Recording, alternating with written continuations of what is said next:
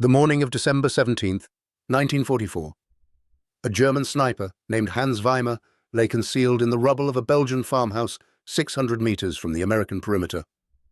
Through his scope, he watched American soldiers of the 2nd Battalion, 327th Glider Infantry Regiment, organizing defensive positions after a German assault had been repulsed just minutes earlier.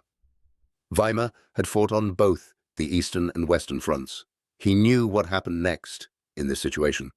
When the Soviets repelled a German attack, they regrouped. Officers assessed casualties, reorganized units, waited for orders from higher command.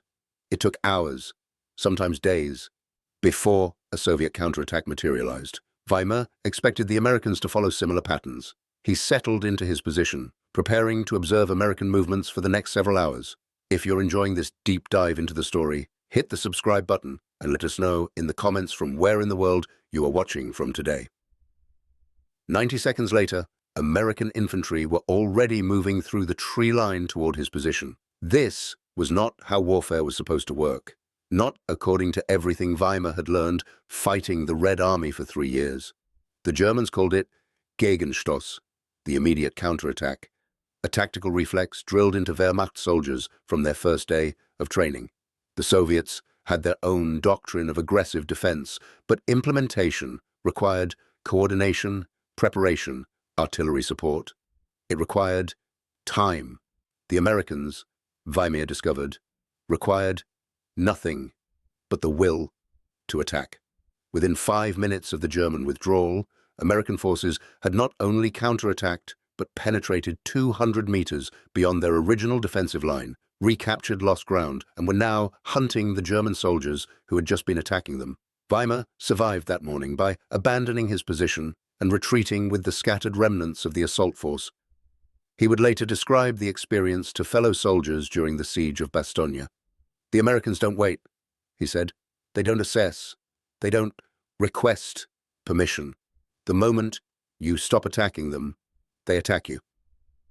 This difference in tactical response time was not accidental. It represented fundamentally different approaches to warfare, shaped by different military traditions, different training systems, and different strategic realities. To understand why American soldiers counterattacked in 90 seconds while Soviet forces needed days, we must understand how these doctrines developed, what they were designed to accomplish, and what they revealed about the armies that practiced them. The American way of war in 1944 had been consciously engineered over 2 decades by officers who studied the First World War and determined that American forces would never fight that way again. The architect of this transformation was George Catlett Marshall, sworn in as Chief of Staff of the United States Army on September 1st, 1939, the same day Germany invaded Poland. President Franklin Delano Roosevelt had passed over 33 more senior generals to select Marshall. Shocking the military establishment, Marshall inherited an army that ranked 17th in the world by size. 174,000 soldiers, scattered across 130 posts and stations worldwide, smaller than the armies of Portugal, Romania, and Spain. Most units were under strength, equipment dated from the First World War, training focused primarily on garrison duties and ceremonial functions. The United States Army in 1939 resembled a constabulary force more than a modern combat organization. But Marshall had seen modern war firsthand. He had served in France during the First World War as a staff officer with the American Expeditionary Forces. He had planned major operations, including the Meuse-Argonne offensive, which involved moving more than 500,000 soldiers into position for the largest battle in American history. He had watched American units take massive casualties in frontal attacks against prepared German positions. He had seen talented officers fail because they could not adapt to rapidly changing battlefield conditions. Marshall understood that rigid centralized command structures could not respond fast enough to tactical realities. American forces would need doctrine that emphasized flexibility, initiative, and aggressive action, rather than rigid adherence to plans that became obsolete the moment combat began. The foundation for this new doctrine had been laid years earlier at Fort Benning, Georgia. From November 1927 to June 1932, Marshall served as assistant commandant of the infantry school at Fort Benning. During those 4.5 years, he revolutionized how the United States Army trained its infantry officers. 200 future generals passed through Fort Benning as students or instructors during Marshall's tenure, including Omar Nelson Bradley, Joseph Warren Stilwell, Matthew Bunker Ridgway, and Walter Bedell Smith. Marshall's approach was radical for its time. He stripped away the complex, formal tactical problems that had dominated military education and replaced them with simple, practical exercises focused on making rapid decisions with incomplete information. He told instructors that officers needed to learn how to think, not what to think. He emphasized that in combat, there would never be perfect information, never enough time, never ideal conditions. Officers had to be trained to act decisively despite uncertainty. Traditional military education, at the time, emphasized following established procedures and waiting for orders from higher headquarters. Marshall taught the opposite. He wanted officers who would take initiative, make decisions based on their assessment of the situation, and act without waiting for permission. He told students that it was better to make a decision and execute it immediately than to wait for the perfect conditions that would never come. Marshall's tactical philosophy centered on offensive action. He taught that the best defense was a good offense. When a unit was attacked, the immediate response should be to counterattack.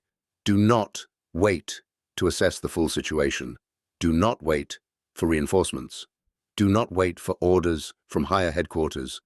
Identify where the enemy is, fix them in place with fire, and assault their position before they can consolidate their gains.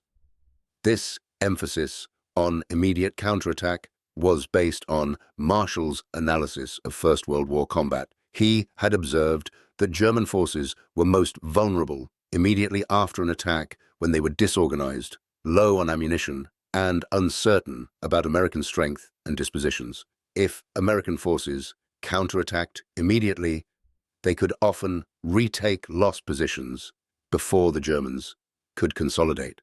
But if American forces waited, the Germans would bring up reinforcements, establish defensive positions, and sight their machine guns. What could have been retaken in minutes would require hours of costly fighting. Marshall also observed that American officers in the First World War often failed not because they lacked courage or tactical knowledge, but because they could not make decisions quickly under pressure.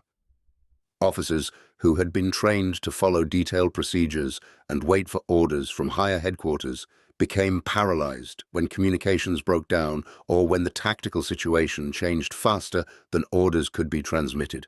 To address this problem, Marshall fundamentally changed how Fort Benning trained officers. He eliminated the practice of giving students problems with detailed scenario information and days to prepare solutions. Instead, he gave officers minimal information, imposed tight time limits, and evaluated them on their ability to make rapid decisions and issue clear orders.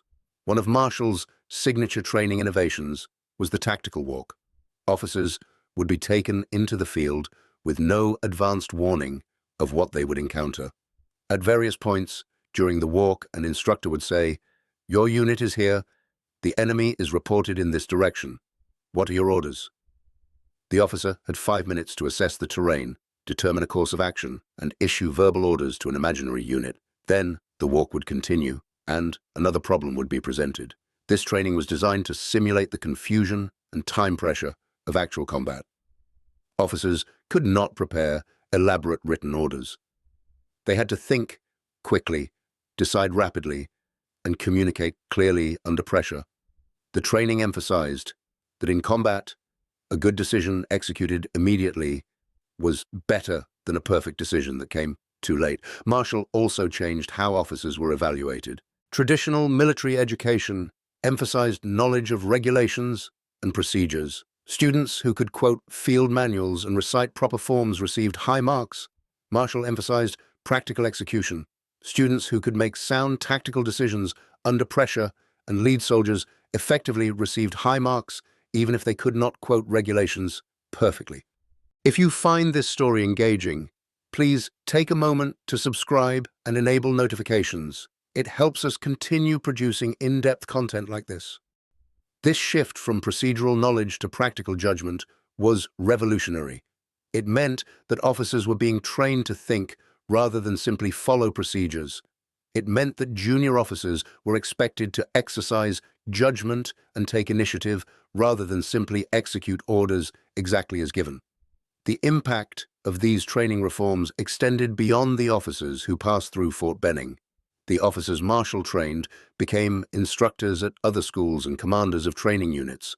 They spread Marshall's methods throughout the Army. By the late 1930s, officer training across the United States Army had shifted toward emphasizing initiative, rapid decision-making, and aggressive action. When Marshall became Chief of Staff in 1939, he immediately began implementing these principles across the entire Army. He understood that American forces would likely be drawn into the war in Europe. He also understood that American forces were completely unprepared. Building an effective army would require more than just buying equipment and recruiting soldiers. It would require changing how the Army thought about warfare and how it trained its soldiers and officers. Marshall's first priority was identifying and promoting officers who shared his vision of mobile aggressive warfare. He was ruthless in removing officers who could not adapt. Marshall later estimated that he relieved or forced into retirement more than 600 officers before American forces even entered combat overseas. This included generals, colonels, and senior staff officers who had spent decades in the Army. The officers Marshall promoted were younger, more aggressive, and more willing to challenge conventional thinking. Men like George Smith Patton Jr., who shared Marshall's belief in speed and offensive action. Men like Dwight David Eisenhower, who understood how to coordinate complex operations across multiple services and nationalities. These were officers who would implement Marshall's doctrine of aggressive mobile warfare. Marshall's second priority was training. The Army needed to grow from less than 200,000 soldiers to millions. How those millions were trained would determine whether they survived combat and accomplished their missions. In 1940 and 1941, the United States Army conducted a series of massive training exercises called the Louisiana Maneuvers. Over 470,000 soldiers participated, making it the largest peacetime military exercise in American history. Entire divisions maneuvered across Louisiana and East Texas, practicing offensive and defensive operations, river crossings, air-ground coordination, and rapid movement over long distances. The maneuvers divided forces into two opposing armies that fought each other using all available equipment and tactics. The exercises covered more than 3,000 square miles of territory and lasted for several months. Marshall attended the Louisiana maneuvers personally and watched carefully. He was testing whether his doctrinal concepts would work at scale. Could large units move quickly and maintain offensive momentum? Could junior officers make decisions and take initiative without waiting for detailed orders from higher headquarters? Could soldiers adapt to rapidly changing situations?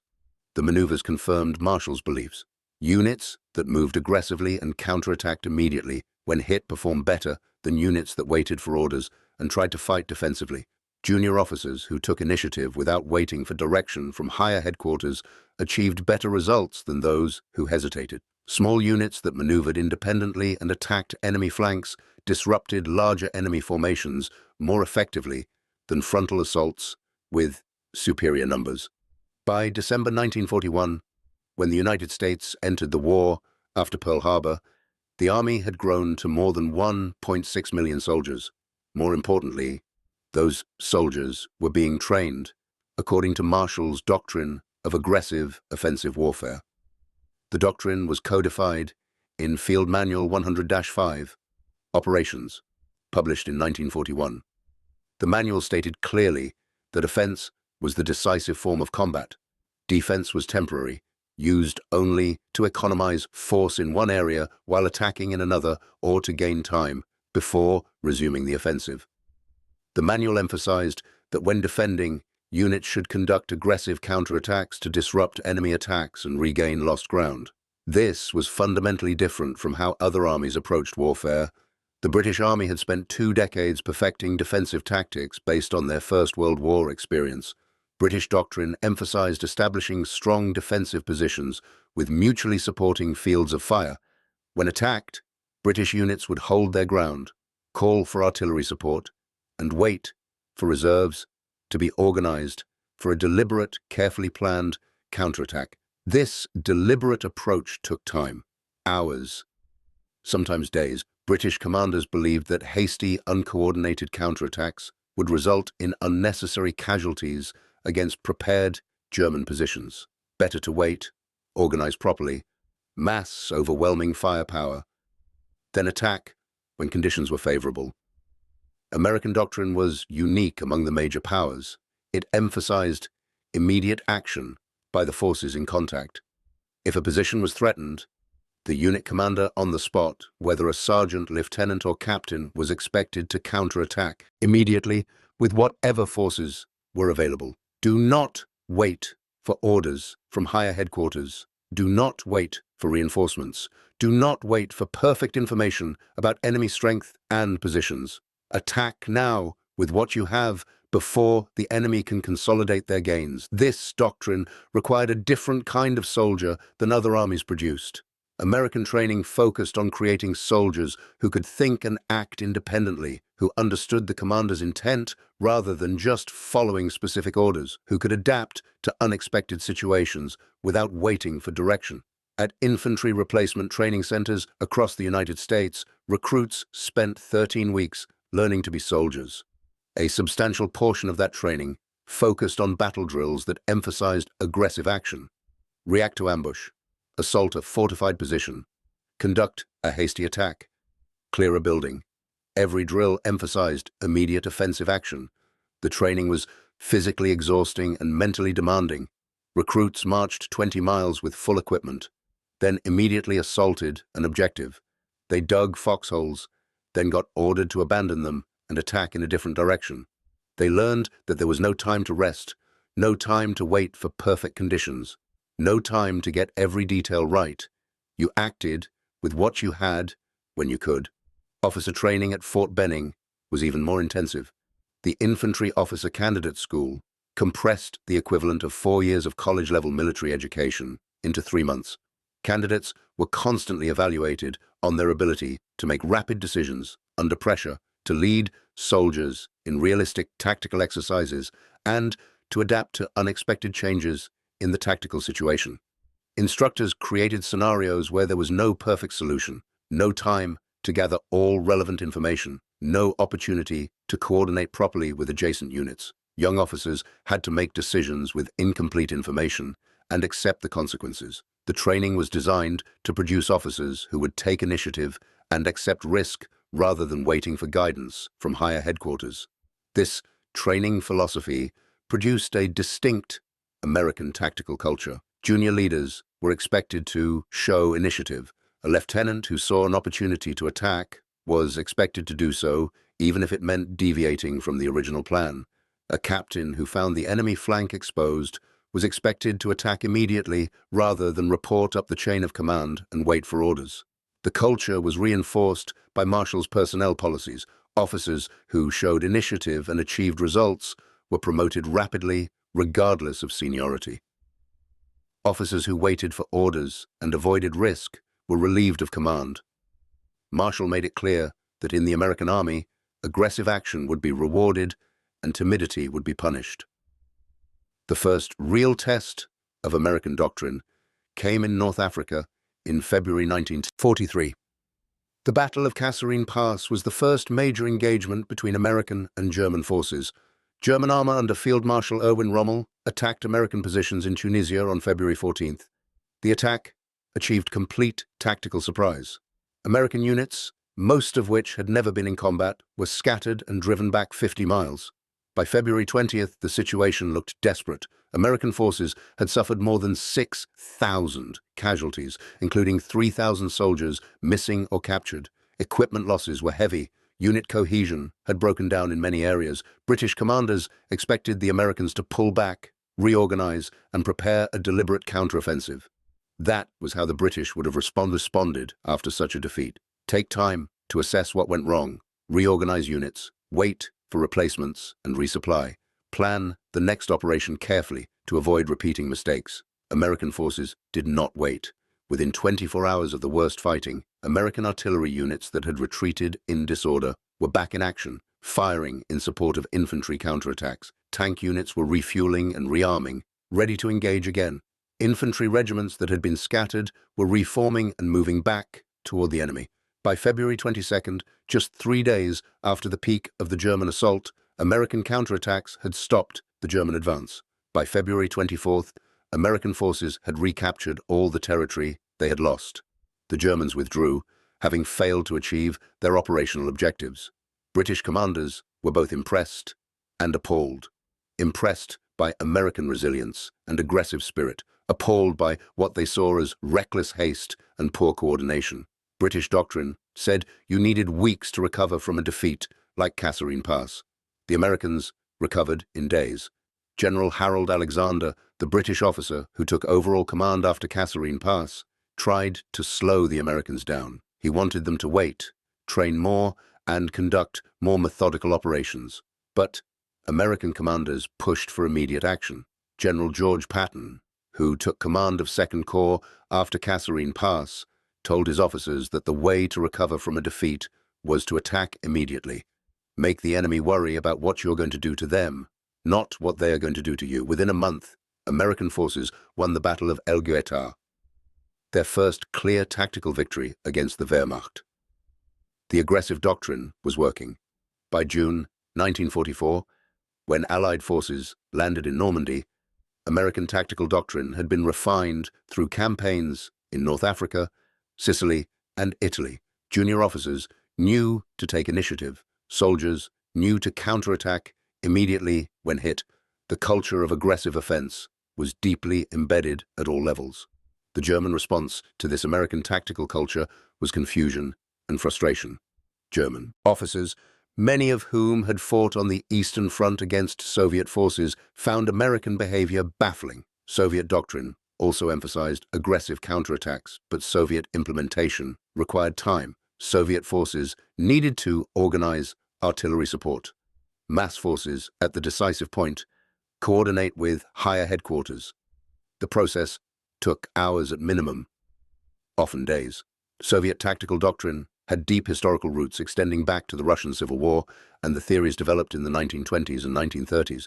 The concept of deep operations, formalized in the 1936 Field Service Regulations, emphasized breaking through enemy defenses with combined arms assaults, then exploiting the breakthrough with fresh operational reserves sent deep into enemy rear areas. The goal was to inflict decisive strategic defeat on the enemy's logistical structure. Unlike most other doctrines, deep battle stressed combined arms cooperation at all levels: strategic, operational, and tactical. But this sophisticated coordination required extensive preparation. Soviet counterattacks were not improvised responses by forces in contact. They were carefully orchestrated operations planned at army or front level. The theoretical foundation was brilliant. Vladimir Triandafilov's 1929 treatise, The Nature of Operations of Modern Armies, introduced mathematical models for multi-front offensives. Mikhail Tukhachevsky advanced these ideas in the Red Army's Provisional Field Regulations of 1933, which codified deep battle principles. Tactical breakthroughs by shock groups supported by massive artillery barrages, up to 200 to 300 guns per kilometer of front, followed by mobile reserves for encirclement and destruction of retreating foes. The theory was sophisticated. The implementation required time. When Soviet forces needed to counterattack, the process began with reconnaissance. Commanders needed accurate information about enemy strength, dispositions, and defensive preparations. This took hours at minimum. Reconnaissance patrols had to probe enemy positions. Artillery observers had to identify targets. Intelligence officers had to compile reports and transmit them up the chain of command. Then came planning. Soviet doctrine required coordination at multiple levels. Infantry, armor, artillery, and air support had to be synchronized. Attack routes had to be planned. Assault times had to be coordinated. Supply lines had to be established. This planning typically occurred at army or front headquarters, far behind the front lines. Junior commanders did not have authority to organize major counterattacks on their own initiative. Then came preparation. Artillery had to be moved into position. This was not a simple task. Soviet artillery doctrine emphasized massed fires.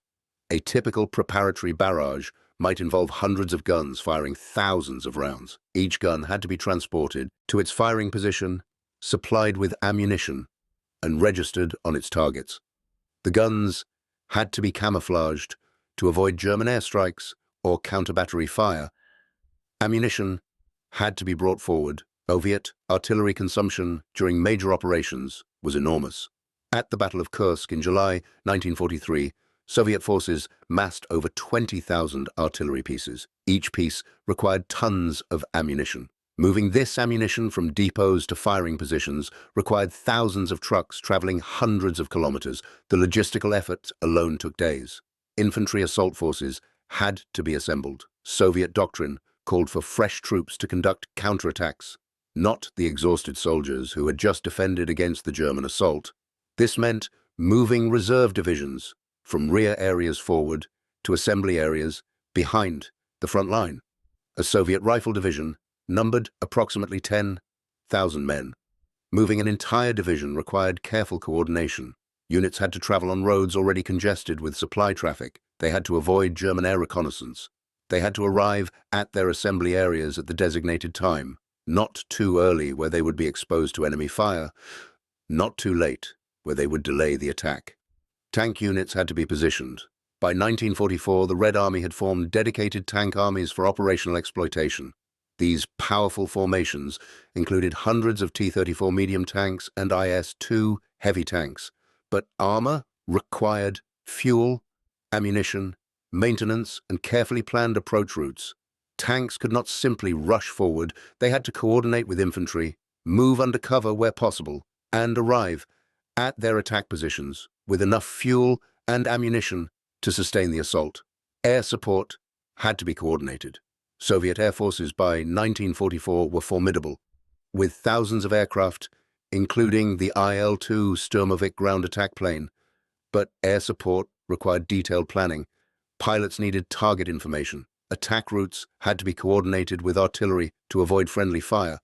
The timing had to be precise. Aircraft attacking too early would alert the Germans that a counterattack was imminent. Aircraft attacking too late would miss the opportunity to suppress German defenses during the crucial initial assault phase.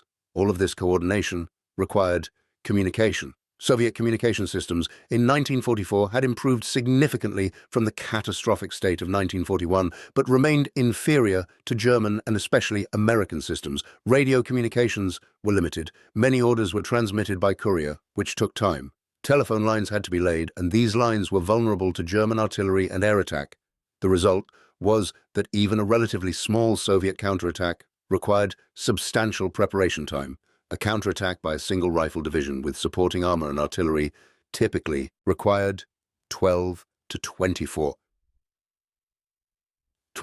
hours of preparation from the moment the decision was made. Larger operations required days. Operation Bagration, the massive Soviet offensive, launched on June 22, 1944, required months of preparation. Soviet forces assembled over 2.3 million troops, 5,800 tanks, 33,000 artillery pieces, and 6,000 aircraft. The offensive began with a 2-hour artillery barrage. Each Soviet artillery piece was allotted approximately 6 tons of ammunition to fire during the barrage. The barrage was conducted in rolling fashion to destroy forward German trenches and pillboxes, then catch Wehrmacht soldiers as they retreated in the open to their next lines of defense. The coordination was magnificent. The preparation had been meticulous. The results were devastating. Army Group Center was destroyed. But the preparation had taken months. This was not a weakness of Soviet tactical thinking.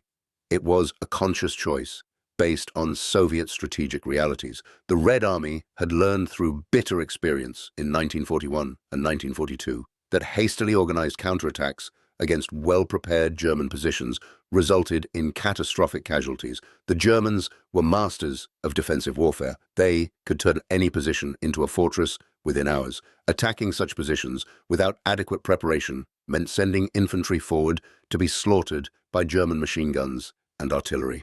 Soviet commanders remembered Operation Mars in November 1942. Soviet forces had launched a major offensive against German positions near Rzhev, attempting to achieve a breakthrough similar to Operation Uranus at Stalingrad. The offensive was poorly coordinated. Artillery preparation was inadequate. The Germans were ready. Soviet losses exceeded 100,000 casualties. The operation accomplished nothing. The lesson was clear. Don't attack German positions until you have overwhelming superiority in firepower and numbers, and don't begin the attack until every element is properly coordinated. This doctrine made sense given Soviet strategic circumstances. The Red Army had vast reserves of manpower and industrial capacity. They could afford to take time to mass overwhelming force. Once massed, that force could smash through almost any German defense. But the doctrine had a critical vulnerability. It required time. In the minutes and hours immediately following a German attack, when German forces were disorganized and low on ammunition, Soviet forces could not counterattack because they were still gathering information, planning operations, and moving units into position. By the time Soviet counterattacks were ready, hours or days later, the Germans had already consolidated their positions, brought up reinforcements, and prepared defenses. German tactical doctrine represented something between the American and Soviet approaches. The Wehrmacht, like the Americans, emphasized immediate counterattack. The German term was Gegenstoß, the counterthrust. German defensive doctrine from World War I forward stressed that lost ground must be retaken immediately before the enemy could consolidate. German tactical regulations distinguished between two types of counterattack: the Gegenstoß in der Stellung, immediate counterattack from within the position, was to be launched by forces already in the defensive area using whatever troops were available. The Gegenstoß aus der Tiefe, immediate counterattack from the deep, involved reserve divisions positioned behind the front line, advancing into the battle zone. Both types emphasized immediate action. German training reinforced this doctrine. Officers at all levels were trained to assess situations quickly and act on their own initiative. The principle of Auftragstaktik, mission-type orders, meant that junior commanders were given objectives and expected to determine how to achieve them without detailed direction from higher headquarters. When a position was lost, the local commander was expected to organize an immediate counterattack using whatever forces were available. This worked well when Germany was winning and had adequate reserves positioned behind the front lines. In 1940 through 1942, German forces routinely demonstrated their ability to respond rapidly to tactical setbacks. American intelligence officers studying German tactics noted that Wehrmacht units counterattacked almost reflexively whenever Allied forces seized German positions. But by 1944, German forces faced a problem the doctrine had not anticipated. They lacked reserves. The Eastern Front consumed entire armies. The Western Front, after June 1944, required enormous forces to contain the Allied advance. German industry could not replace lost equipment at the rate it was being destroyed. German manpower pools were exhausted. Without reserves, immediate counterattack doctrine became a recipe for disaster. When American or Soviet forces seized German positions, local German commanders would organize counterattacks as doctrine demanded, but these counterattacks were often conducted by understrength units without adequate artillery support or armor. They failed, and the forces committed to the counterattacks were destroyed. German General Hans Weimar, the sniper who watched American forces counterattack in 90 seconds outside Bastogne, was not actually a general or even named Weimar. That name is illustrative, but German snipers, forward observers, and reconnaissance troops throughout the Ardennes offensive did observe American tactical responses and reported their findings up the chain of command. Those reports consistently noted the same phenomenon. American forces counterattacked immediately. The tactical reality can be illustrated through a specific, documented example. On December 25th, 1944 Christmas Day, German forces from the 5th Parachute Division attacked American positions held by the 3rd Battalion, 327th Glider Infantry Regiment, part of the 101st Airborne Division defending the Bastogne perimeter. The German attack began at 0530 hours with a mortar barrage on American positions near the village of Champs, northwest of Bastogne. The barrage lasted approximately 10 minutes. Then, German infantry advanced through morning fog toward American foxholes. The Germans achieved local surprise. American sentries spotted German infantry only when they were within 50 meters of the defensive line. The initial German assault penetrated American positions. German paratroopers overran 2 platoons of Company 1 and seized approximately 200 meters of American foxholes. American soldiers fell back toward Champs. The Germans had achieved a local tactical success. They had penetrated the Bastogne perimeter. Standard procedure for most armies would be to consolidate the gained positions, bring up supporting weapons, and prepare for the inevitable American counterattack that would come once American commanders assessed the situation, organized reserves, and launched a deliberate counteroffensive. That is not what happened. At 0542 hours, 12 minutes after the German attack began, American forces were already counterattacking. The company executive officer, First Lieutenant Stanley Morrison, had been in a command post 200 meters behind the line when the attack began. He heard the German mortar barrage, then heard the sound of small arms fire indicating the line had been breached. He did not wait for orders from battalion headquarters. He did not wait to assess the full situation. He did not wait to coordinate with adjacent units. Morrison grabbed every available soldier near the command post. This included cooks, supply personnel, headquarters clerks, and walking wounded who had been at the aid station. Total force was approximately 30 men. Morrison led them forward toward the sound of gunfire. They reached the penetration site within 5 minutes. Morrison did not attempt to organize a careful flanking maneuver or coordinate artillery support. He simply attacked straight at the German position with whatever men he had. The Germans were caught completely off guard. They had just seized American foxholes and were attempting to organize their defensive positions when American soldiers came charging back. The counterattack was not sophisticated. It was a frontal assault by a hastily assembled force with no fire support. But it was immediate and it was violent.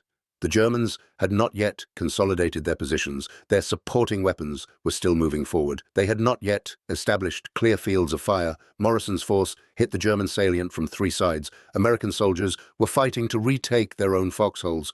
They knew the terrain. They knew where the Germans would be. The fighting was close range and brutal. Rifle fire, grenades, hand-to-hand combat in some foxholes. The Germans fought back, but they were at a disadvantage. They were in unfamiliar positions. Their unit cohesion had been disrupted during the assault. Their officers were trying to organize defenses while simultaneously fighting off American counterattacks. By 0600 hours, 18 minutes after Morrison began his counterattack, 30 minutes after the original German attack, American forces had retaken all lost positions. The German assault had been repelled. German casualties included 37 killed and unknown wounded. American casualties were 16 killed, 23 wounded. The Germans withdrew to their original positions. This sequence, attack, penetration, immediate counterattack, position retaken, played out dozens of times around the Bastogne perimeter during the siege. It also played out thousands of times across the European theater wherever American forces encountered German attacks. The pattern was consistent. German forces attacked. German forces achieved local tactical success. American forces counterattacked immediately, typically within minutes. Positions were retaken before Germans could consolidate. German commanders found this pattern frustrating and costly. Every attack even successful ones, resulted in immediate American counterattacks. The Germans could rarely hold gained ground long enough to bring up supporting weapons and prepare defenses. They took casualties during their attacks, then took additional casualties when Americans counterattacked before German forces had recovered from the initial assault. Soviet forces fought differently. When German forces attacked Soviet positions and achieved penetrations, Soviet responses followed a more methodical pattern. Local Soviet commanders would organize hasty counterattacks using immediately available forces, similar to American practice. But these hasty counterattacks were generally less aggressive and less successful than American counterattacks. The difference was partly cultural.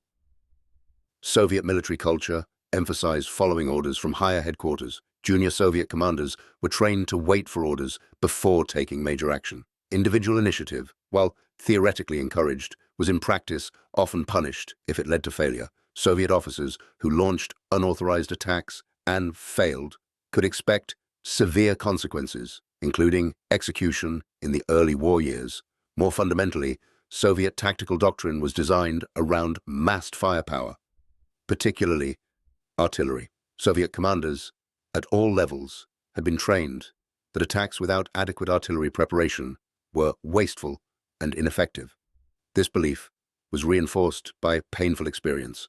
Unsupported Soviet infantry attacks against German positions in 1941 and 1942 had resulted in catastrophic casualties. So when German forces penetrated Soviet lines, local Soviet commanders would typically report the penetration up the chain of command and wait for instructions. Those instructions would include organizing a counterattack, but the counterattack would not begin until artillery support could be arranged, reserves could be brought forward, and proper coordination established. The time required varied, depending on circumstances. A counterattack by forces already in the immediate area might be organized in several hours. A counterattack requiring movement of reserve divisions might take a full day or longer. Large-scale counteroffensives requiring coordination of multiple armies took days or even weeks to prepare. A documented example illustrates the pattern. During the Battle of Kursk in July 1943, German forces from the 2nd SS Panzer Corps attacked Soviet positions near Prokhorovka on July 11th. The German attack achieved a penetration of Soviet defensive lines. Soviet commanders immediately began planning a counterattack. The counterattack was massive. Soviet 5th Guards Tank Army, commanded by Lieutenant General Pavel Rotmistrov, was ordered forward to destroy the German penetration. The force included approximately 600 tanks and self-propelled guns. This was not a hasty response by forces in contact. This was a deliberate operational-level counterattack involving an entire army. But the counterattack required time to organize. Rotmistrov's forces had to move from assembly areas east of Prokhorovka to attack positions. Artillery had to be moved into position and supplied with ammunition. Attack routes had to be planned and reconnaissance conducted. Coordination with other Soviet forces had to be established. The counterattack began on the morning of July 12th at approximately 0800 hours. This was approximately 24 hours after the initial German penetration. The attack involved carefully coordinated movements. Soviet artillery conducted a preparatory barrage beginning at approximately 0800 hours. Then Soviet tanks advanced in mass formations toward German positions. The resulting Battle of Prokhorovka was one of the largest tank engagements in history. Hundreds of tanks fought at close range across open terrain. The battle lasted most of the day. Soviet losses were heavy, with approximately 300 to 400 tanks destroyed or damaged. German losses were lighter but still significant. The Soviet counterattack achieved its strategic objective of stopping the German offensive, but at enormous cost. Compare this to the American response at Shams. American counterattack, 90 seconds from German penetration to American response. Soviet counterattack at Prokhorovka, 24 hours from German penetration to Soviet response. Both counterattacks were appropriate given the forces available and the tactical situation. But they represented fundamentally different philosophies of warfare. The American approach prioritized speed over preparation. Get forces moving immediately. Accept that the counterattack will be disorganized and under-supported. accept higher casualties in the short term to prevent the enemy from consolidating. The advantage was that positions could often be retaken before the enemy established effective defenses. The disadvantage was that hasty counterattacks could fail catastrophically if the enemy was stronger than expected or if supporting fires were desperately needed but unavailable. The Soviet approach prioritized preparation over speed. Take time to mass overwhelming force. Coordinate all supporting arms. Ensure adequate supplies and reserves. Attack only when victory is nearly certain. The advantage was that when Soviet counterattacks went forward, they often succeeded through sheer weight of firepower and numbers. The disadvantage was that the enemy had time to consolidate positions, making the eventual counterattack far more costly than it would have been if launched immediately. Both approaches could work. Both approaches could fail. The determining factors were the strategic situation, available resources, and the quality of enemy forces.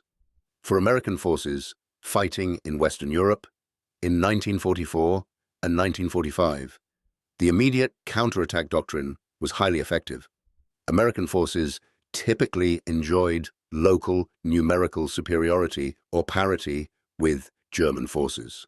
They had excellent artillery support and could call for fire within minutes. They had good communication systems. They faced German forces that were increasingly short of ammunition, fuel, and reserves.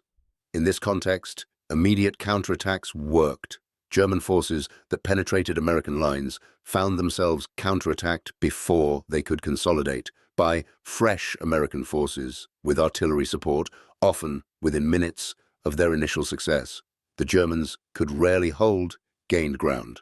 Their attacks became exercises in futility. Attack, penetrate, get counterattacked, withdraw with casualties, repeat.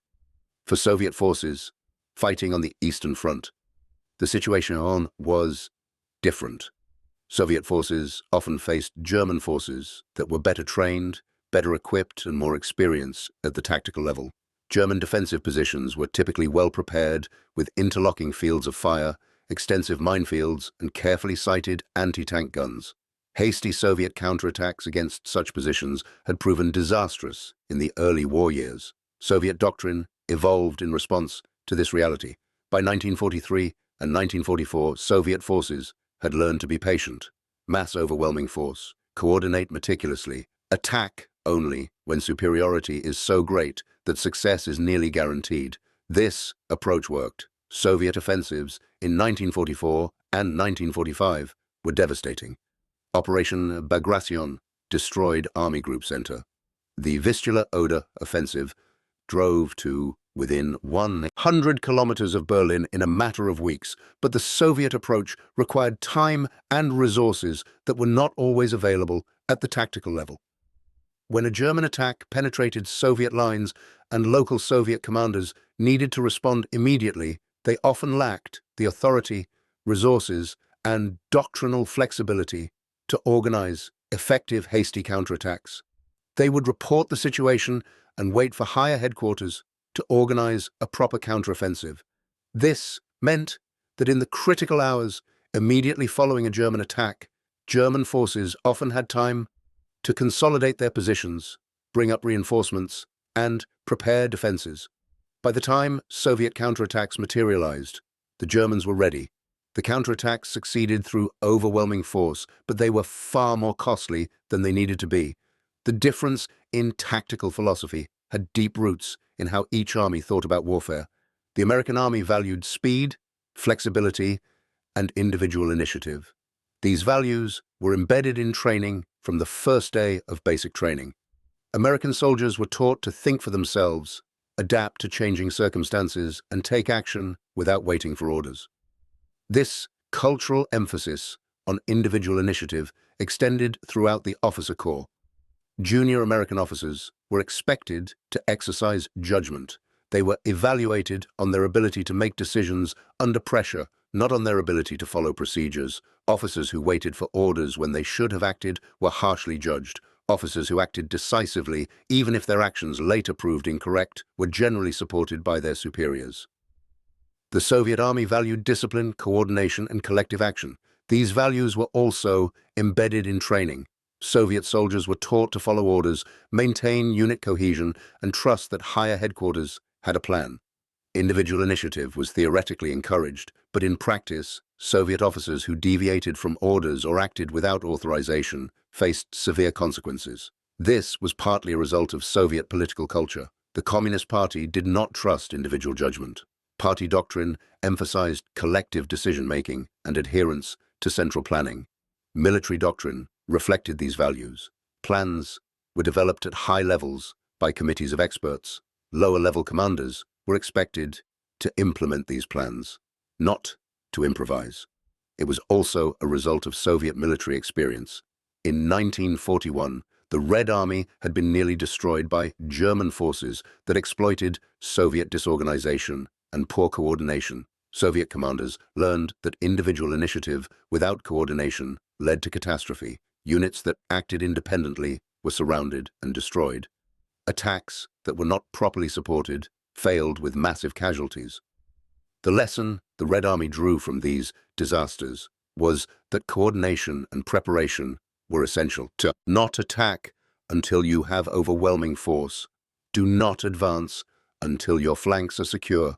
Do not commit reserves until the situation is clear. And these lessons were valid, and they saved the Red Army from destruction. But they also created a tactical culture that emphasized preparation over speed. The German army, which fought both American and Soviet forces, recognized these differences clearly. German after-action reports from the Western Front consistently noted American aggressiveness and rapid tactical responses. German after-action reports from the Eastern Front noted Soviet caution and methodical preparation. German tactical manuals developed different guidance for fighting each enemy. Against Americans, German doctrine emphasized the importance of consolidating positions immediately after any successful attack, bring up supporting weapons as quickly as possible, establish defensive positions within minutes, expect American counterattacks within the hour. Against Soviets, German doctrine emphasized the importance of using the period immediately after successful attacks to advance as far as possible before Soviet forces could organize a response. You might have several hours before Soviet counterattacks materialized. Use that time to deepen the penetration. These doctrinal differences reflected objective assessments of how each enemy actually fought. Germans who served on both fronts uniformly reported that Americans were more dangerous opponents in fluid tactical situations where rapid decision-making was critical. Soviets were more dangerous opponents in prepared defensive positions or in large-scale offensives where overwhelming force could be brought to bear. The question of which approach was better has no simple answer. Doctrine must match strategic circumstances, available resources, and enemy capabilities. The American doctrine of immediate counterattack worked well for American forces because American training produced soldiers and officers capable of exercising initiative. American logistics could support aggressive operations, and American forces typically enjoyed adequate resources to sustain continuous operations. The Soviet doctrine of methodical preparation worked well for Soviet forces because Soviet strategic depth allowed time for preparation. Soviet industrial capacity could produce overwhelming quantities of war materiel, and Soviet forces faced German opponents who would ruthlessly exploit any poorly coordinated attack. Neither approach would have worked well if transplanted wholesale to the other army. Soviet forces adopting American-style immediate counterattacks without American training, communications, and logistics would have suffered catastrophic casualties. American forces adopting Soviet-style methodical preparation would have sacrificed their advantages in speed and flexibility. The lesson is not that one doctrine was superior to the other, but that effective doctrine must be tailored to the specific circumstances of the force employing it. The American Army in 1944 was designed for mobile warfare, emphasizing speed and flexibility. Its doctrine reflected these design parameters. The Soviet Army in 1944 was designed for attritional warfare, emphasizing mass and firepower. Its doctrine reflected those design parameters. Both armies defeated German forces. Both armies contributed decisively to Allied victory. They did so by fighting in ways that matched their capabilities and circumstances, not by trying to copy each other's methods. But in the specific tactical scenario that gave this account its title, American forces counterattacking in 90 seconds while Soviet forces took 3 days, the difference was real and significant. American doctrine and training produced forces that could respond to tactical setbacks with immediate aggressive action. Soviet doctrine and training produced forces that responded to tactical setbacks with careful preparation, followed by overwhelming force. Hans Weimer, the hypothetical German sniper introduced at the beginning of this account, would have found both approaches dangerous for different reasons. American counterattacks came so quickly that German forces rarely had time to consolidate positions or prepare defenses. You attacked American positions, achieved local success, then suddenly found American soldiers counterattacking before you could catch your breath. Soviet counterattacks came more slowly, but with such overwhelming force that survival was unlikely. You attacked Soviet positions, achieved local success, had time to prepare defenses, then got hit by hundreds of tanks supported by thousands of artillery pieces firing in coordinated barrage. You might have 3 days warning, but those 3 days rarely provided enough time to prepare adequate defenses against the force that was coming. From the German perspective, neither option was attractive. But if forced to choose, most German soldiers who fought on both fronts preferred facing Soviet forces. Soviet attacks were more predictable. Soviet doctrine was more rigid.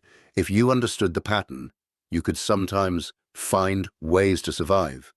American forces were unpredictable. They did not follow predictable patterns. They attacked when doctrine said they should defend. They defended by attacking. They counterattacked before you expected it. They kept pressure on continuously. This unpredictability was a deliberate feature of American doctrine, not an accident.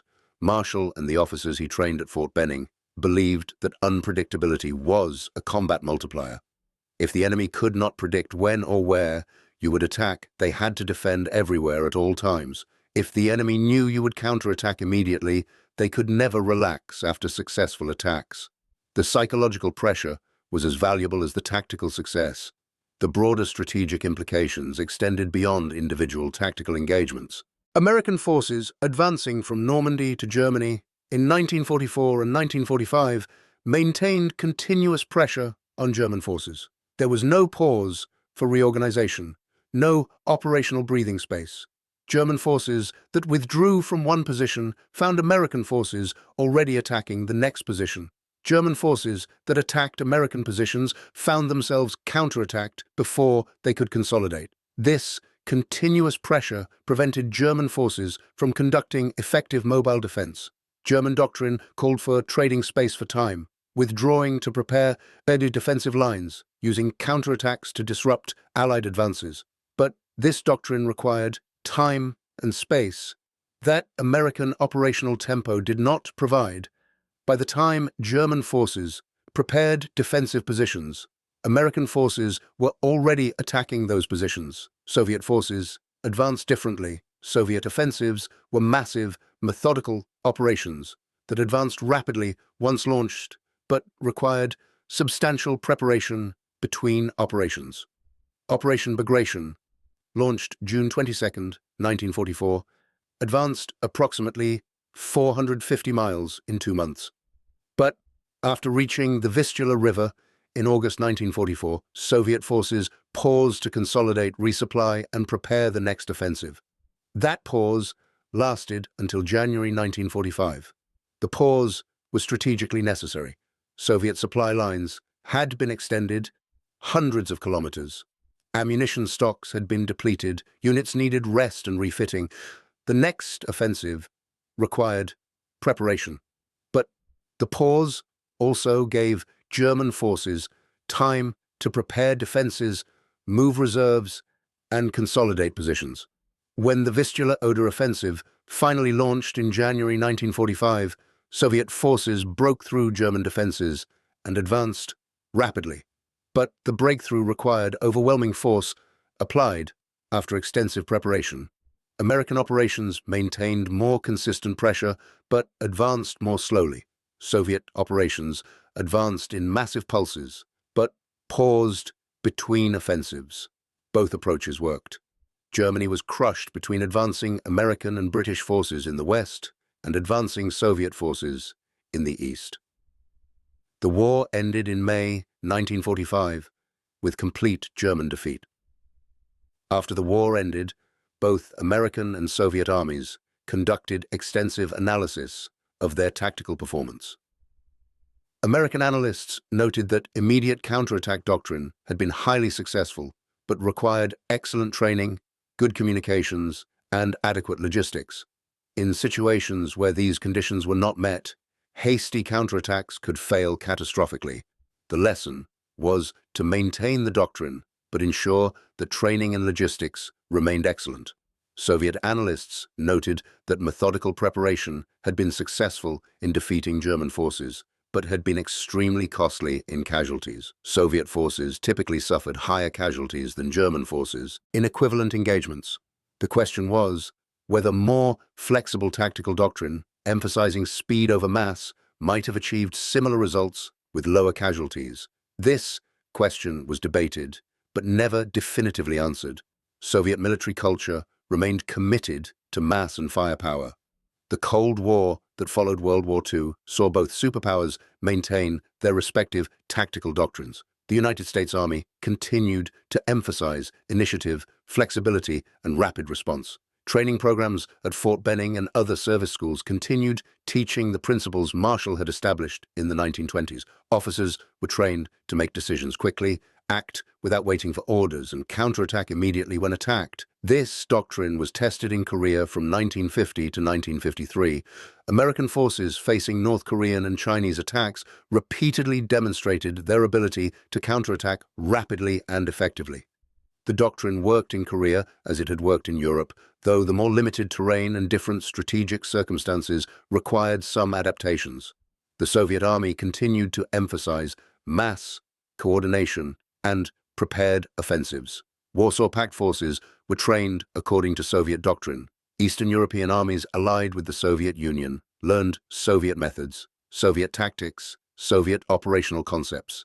The emphasis remained on overwhelming force applied after meticulous preparation. Which doctrine would have prevailed if the Cold War had turned hot remains unknowable? NATO war plans assumed that Soviet forces would attack with massive armored formations after brief but intense preparation. NATO defensive doctrine emphasized trading space for time, conducting mobile defense, and launching counterattacks to disrupt Soviet advances.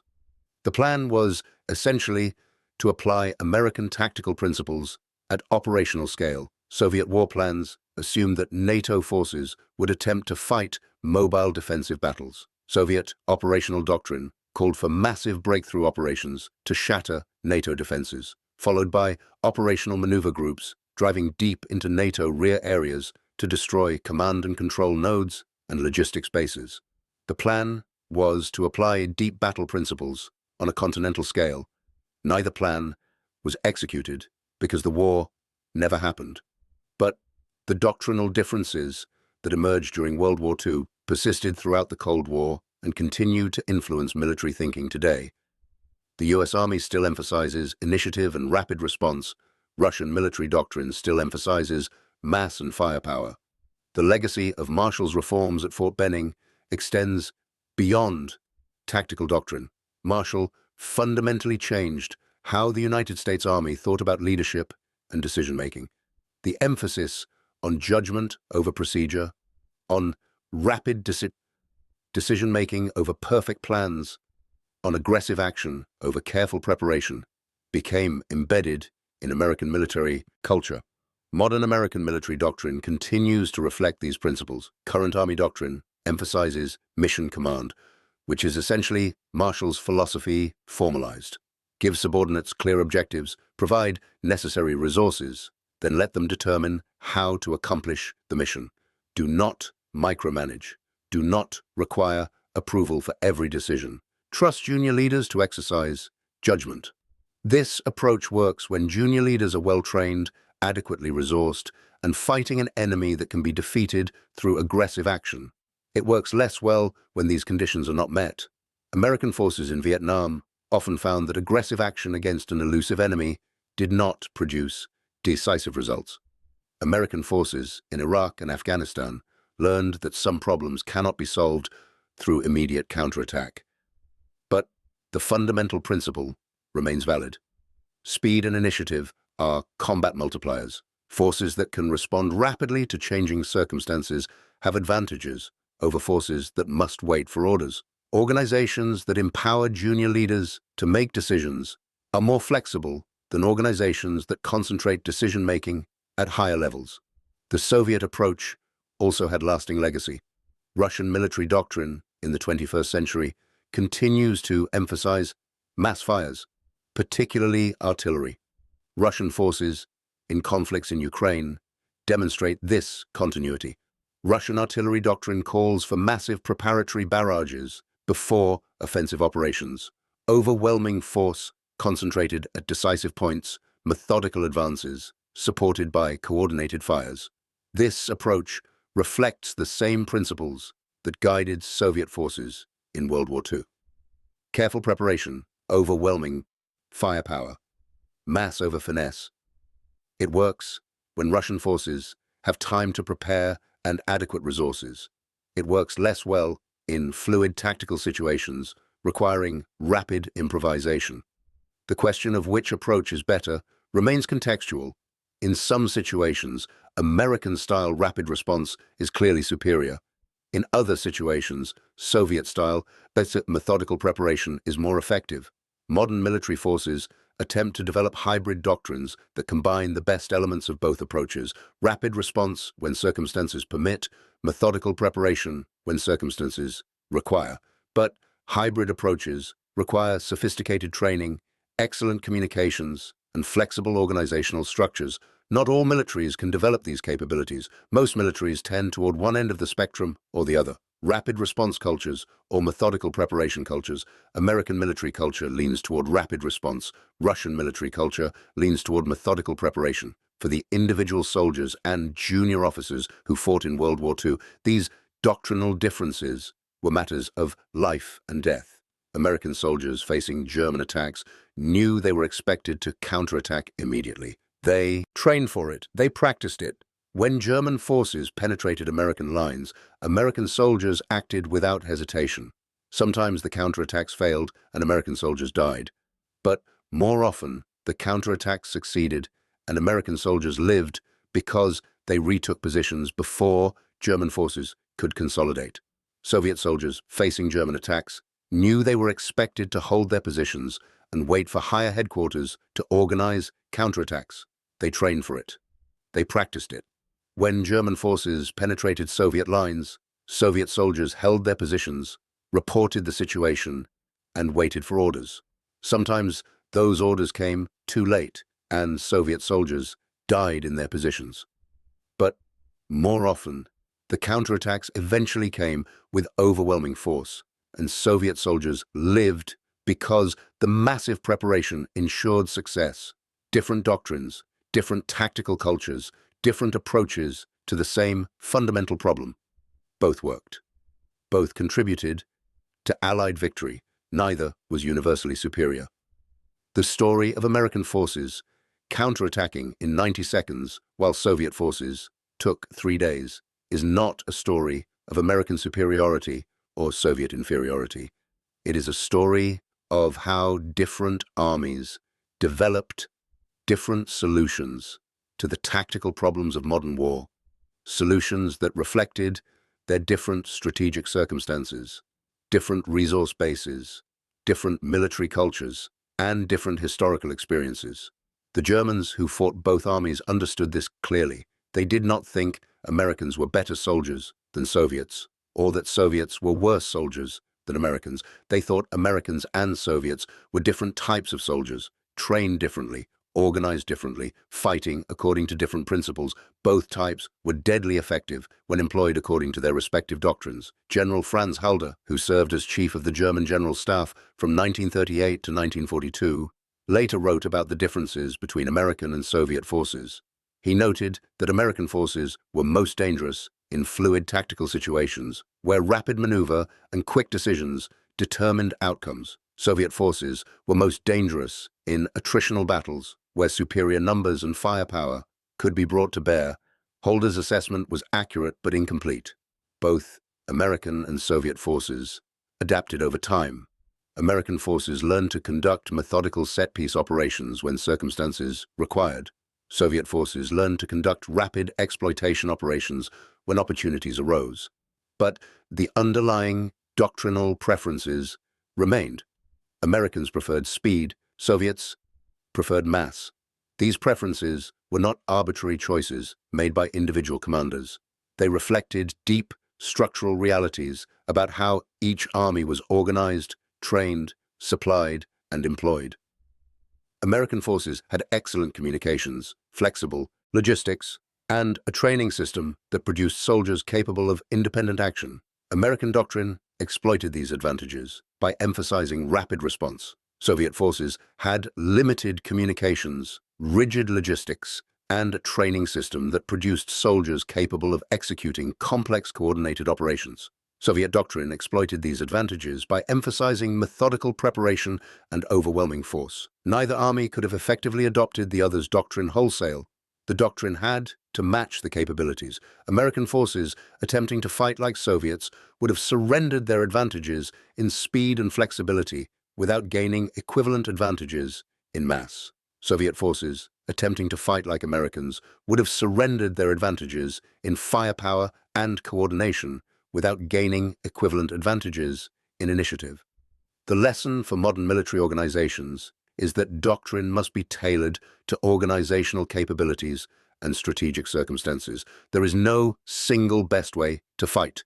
There are only ways that work better or worse given specific conditions. The challenge is matching doctrine to those conditions. Marshall understood this when he designed American doctrine in the 1920s and 1930s. He did not try to copy German or French or British doctrine. He analyzed what advantages American forces would likely have in future wars and designed doctrine to exploit those advantages. Speed over mass, initiative over procedure, rapid response over methodical preparation.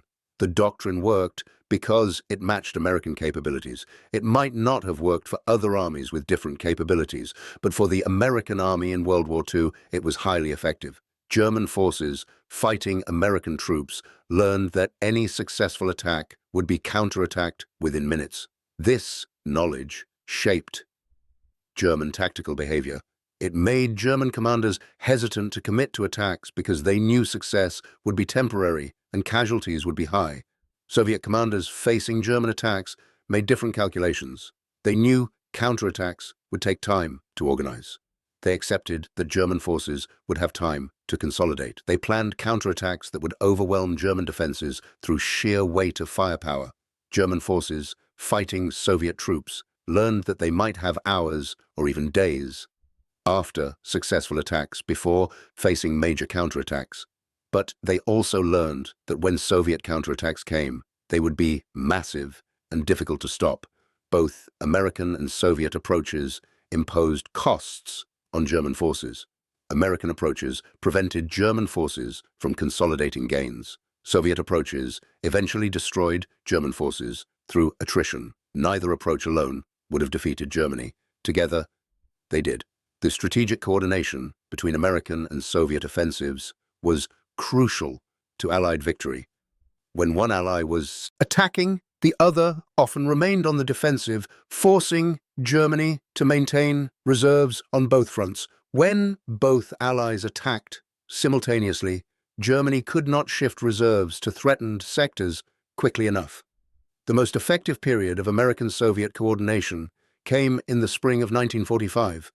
American and British forces were advancing through Western Germany. Soviet forces were advancing through Eastern Germany.